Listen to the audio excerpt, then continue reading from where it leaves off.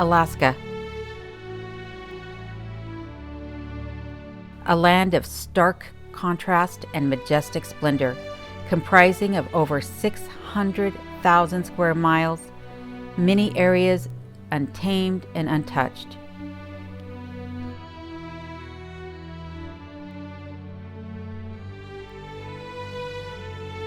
The last frontier where you can step back in time and get lost in scenic beauty in this very remote corner of the world.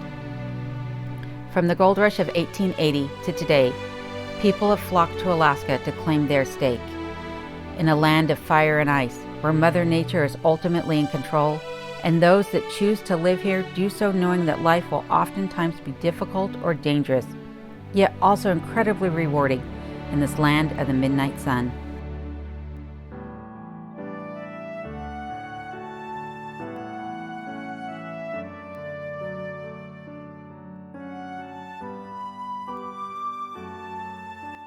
Today, we take a break from our normal wildlife documentary to bring you Alone in Remote Alaska. Here in remote Alaska, we find a lady living alone with her loving and faithful canine companion, Kenai, in her rather large cabin, surrounded by millions of acres of national parks and wildlife reserves. The two make it through heavy winters on property filled with wild animals, including moose, bears, wolves, and even pesky squirrels. With a gun on her hip, a snow shovel in one hand, and a garden shovel in the other, they thrive.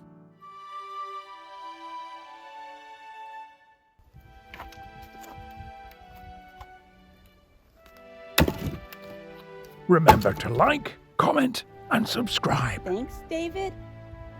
You're welcome. Where are you? There's no one here. I've been snowed in way too long. Right, Kenai? We've been snowed in way too long, haven't we? I'm still snowed in at the cabin, so I figure I'm going to take this week as an opportunity to discuss buying property in Alaska. If you followed my journey for any length of time, then you know that I have spent the last decade looking for a cabin or remote property between Colorado and Alaska and everywhere in between. And over the course of that decade, I have learned quite a few things that you might be able to use to your advantage when you're looking for remote property, whether it's here or anywhere. These things are universally adaptable. But specifically, I'm talking about Alaska. If you're planning on moving to Alaska, you know that it's an expensive proposition. Unless you're independently wealthy, you also know that you're going to need gainful employment when you get to Alaska. Alaska has a lot of job opportunities available. Everything from the farming industry, fishing, mining, and even your typical office or warehouse jobs are available in Alaska, if you know where to look. Luckily for me, I'm able to telecommute to the office, so I don't have to get into my vehicle and drive to work every day. But if the line of work that you typically are involved in requires your physical presence there, then you may want to consider moving into one of the more populated areas such as Fairbanks or even Anchorage and the Matsu Valley. As you move away from these populated areas such as the Matsu Valley, you're going to find that the number of people per square mile and the job opportunities start to decrease. The Matsu Valley has over half of the state's population at nearly 400,000 people in just 25,000 square miles. Take, for example, the Copper River Basin where I reside. The population is just 1% of the population of the Matsu Valley, and the wildlife outnumbers the people in roughly the same size footprint of 25,000 square miles. That just goes to show the stark difference between the different areas of Alaska. And so because of that, I'll be highlighting some channels throughout this video that I highly encourage you to check out because they can give you a different perspective of the area of Alaska in which they live than what I can provide. I'm only going to be able to provide you with my experiences, and they can show you areas such as Talkeetna or Fairbanks or Willow or even Homer, places like that that I honestly can't give you a day-to-day experience of.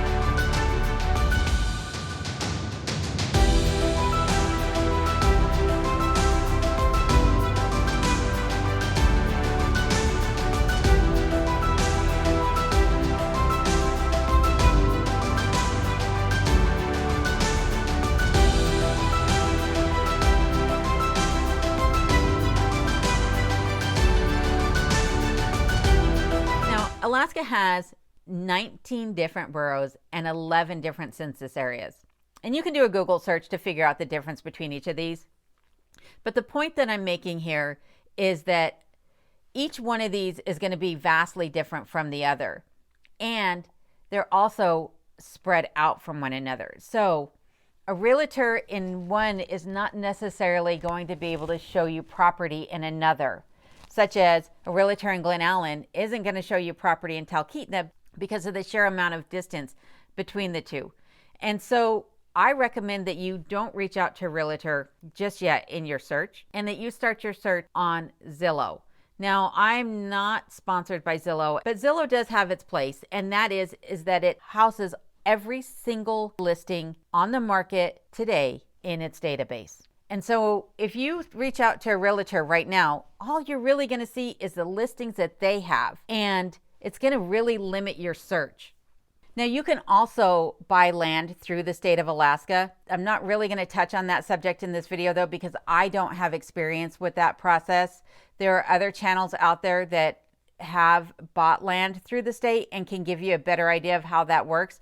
What I'm talking about is buying land from a private seller or through a realtor, not through the state. So I just want to put that caveat out right now that I personally don't have experience with state land sales. Not yet. Now, the reason I say to start with Zillow is because Zillow is going to show you everything that's on the market right now, where a realtor is only going to be able to show you what they have available in their particular area, or on their webpage, they're only just going to be showing you what they have listed. And so instead of looking at this realtor and her 10 listings and that realtor and his few listings, by going to Zillow, you're going to see everything that's available in the state in one glance. And then you can find the properties that meet your needs by changing the search parameters. So you can increase or decrease the amount of acreage that you're looking for. You can add in more bedrooms or bathrooms or whatever other amenities you're looking for. It'll open up a whole lot more opportunities for you. I have found that when I was looking just at the realtors pages, it was very limiting, and I had so many different realtors that I was looking at that I couldn't remember what realtor had what property. But when I was looking on Zillow, I was able to put them into my favorites, and then I could go back in and I could keep an eye on them, and I could see if they had a pending offer on them, or if they were under contract, or if the price had changed, gone up or down, anything like that. Now, once you've figured out a few of the properties that you would ultimately like to see or learn more about, generally there will be a link for the listing agent or the property owner, if it's a for sale by owner, in the listing on Zillow. And sometimes by clicking on that link, when you get to the listing agent's page, you'll be able to see more details than you might be able to on Zillow. For instance, they might have an interactive virtual tour of the property that Zillow won't show on their site. Their site's just not, or has not been set up for that previously. Again, start with Zillow and then reach out to the realtor's web pages from there. Don't reach out by phone or in person yet to a realtor. It's a little bit too early in the game, at least in my opinion. Stick with me and I'll tell you why you should not reach out to the realtor just yet.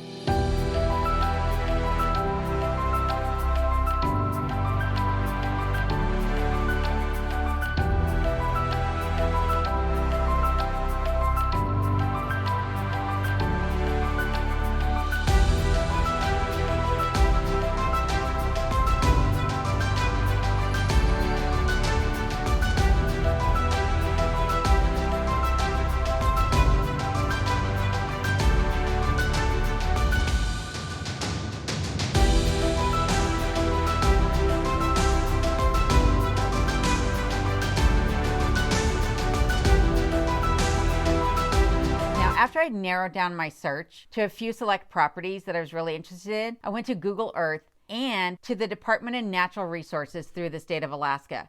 And I used the mapper tools on there to help me get a better idea of the property.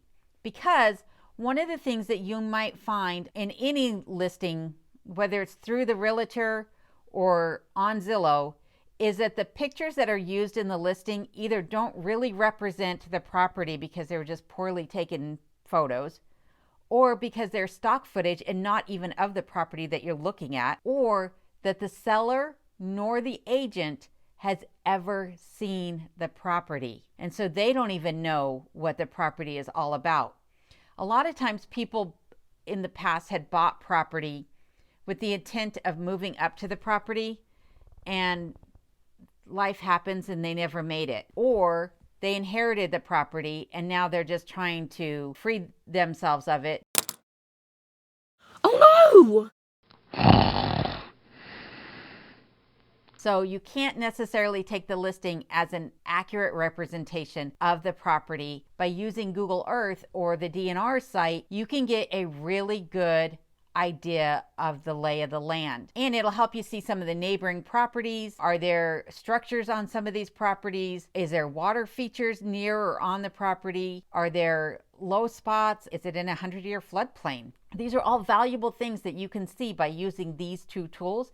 You can use them to measure the distance from one corner to the other of the property or to the road. All sorts of things you can do with these tools. You can even use these tools to help figure out where other parcels are in relation to the one that you're interested in. If you're buying land on Zillow, that land may at one point have been sold by the state. And typically in those land sales, it'll be a bunch of parcels in an area that are being sold. And by using Google Earth and the Department of Natural Resources maps, you can then see how many other plots are available or were available at one point around the parcel that you're looking at purchasing. Don't let that scare you off. There was one piece of land that I was looking at that when I looked at it itself, it was fabulous. But then when I zoomed out and saw that it was part of a subdivided area where there were hundreds of other 1 acre to 5 acre parcels of land around it, it kind of scared me off because all I could think about was all the people that would be moving in next to me at some point in the future. And that was the last thing that I wanted. I really wanted seclusion. And so that immediately told me, nope, this isn't the property for me. Come to find out, that was a subdivision that happened back in the early 80s and nothing ever came of it. So here we are 40 years later, and there's no roads in the area yet. There's no other houses in the area yet. It may have been through a state land sale, but nothing ever came of it. After I narrowed down my search to a few properties that I really liked, and I'd done my due diligence by looking on Google Earth and using the Department of Natural Resources mapper tools, then I talked to the realtors that were the listing agents. I didn't get into any handshake deals with them and agree to use them for finding property. I just used them to get a better idea of the property and the surrounding area and get firsthand knowledge that wasn't necessarily available online. I didn't wind up using any of the realtors that I spoke with, believe it or not, to buy this property that I'm in now. It wasn't because I had anything against those realtors. It was because they worked in a very specific location and there were very few properties available in those locations. Had I agreed to use them as my agent to help me buy property, I would have been limited to what was available on the market in that area. And so that's one of the reasons why I say don't sign up with a realtor just yet. Don't get into a handshake deal or anything just yet. Make sure that you're in the area that you want to be before you agree to use a realtor service as your exclusive point of contact, because you might be limiting yourself otherwise.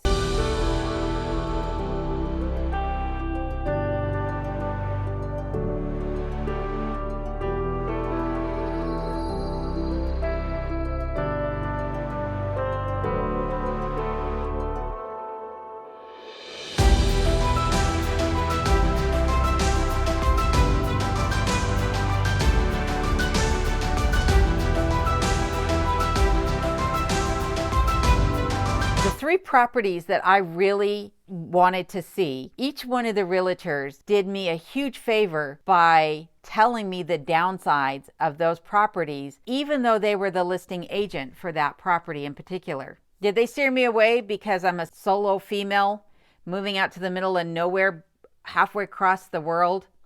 Maybe, but I think they would have steered anybody away from these properties, to be honest with you. Because each one of these properties looked fabulous online, but in reality, were far from it. One of the properties I came out to see, even though the realtor had told me that he didn't think that was a good choice of land for myself. I had to see it for myself firsthand, and I recommend you do the same thing. Don't ever buy property sight unseen.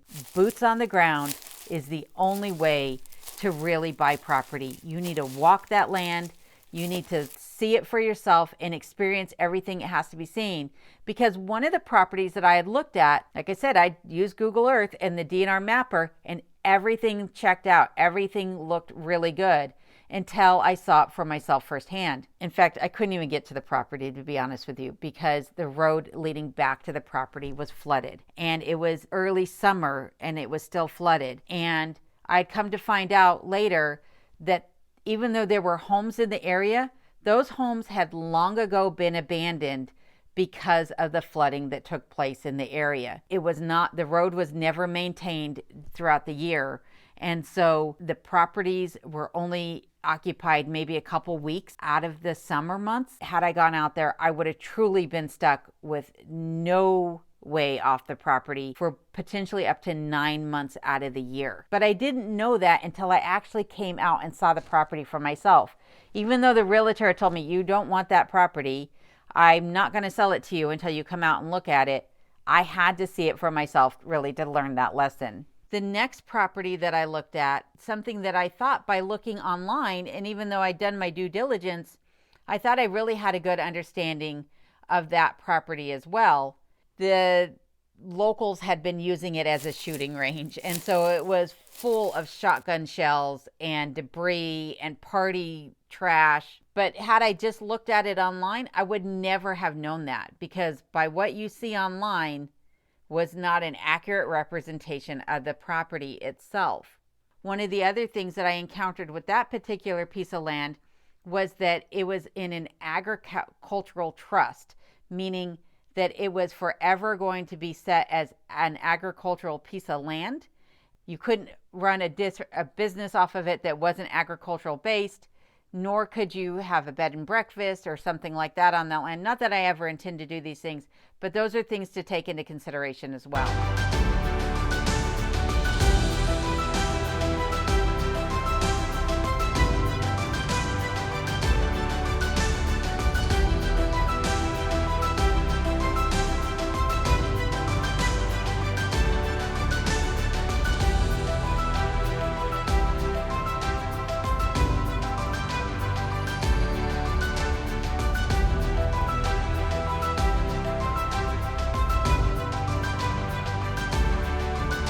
On the third property, the realtor that I spoke with informed me that the water in that area was not suitable for drinking. But she did point me in the direction of the Welts system that the state uses. And the Welts system records the wells that have been drilled with the flow rate and the well depth, so that you can get an idea of what the water table is in a particular area where you might be considering building a cabin or buying a remote property. That information came in handy when I was looking at the property that I'm currently sitting in, because then I could make a determination about whether or not a well was even going to be an option here, or if I was truly going to have to continue to truck water into the property.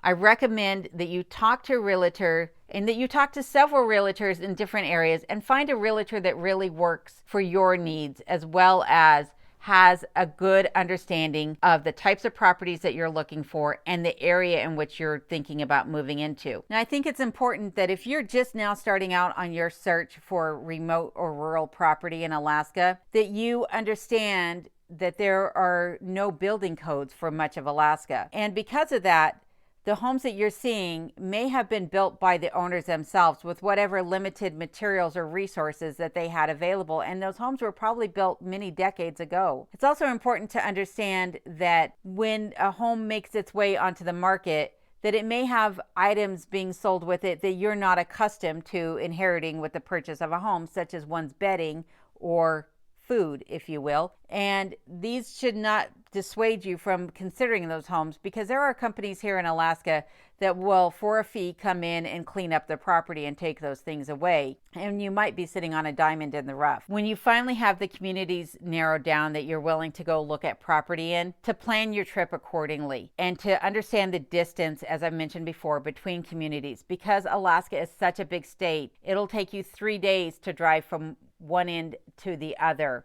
So if the communities that you're thinking about are on opposite sides of the state, you might want to plan that for 2 separate trips. Now, I encourage you to go to the local market or to the gas station and talk to the locals in the area and get to know what that community is all about. I'm sure that you'll find that they're some of the nicest people that you've ever encountered. And if you would like a perspective of different areas of Alaska, be sure to check out some of the channels that I've featured in this video here today, and be sure to watch these videos to see more of my life.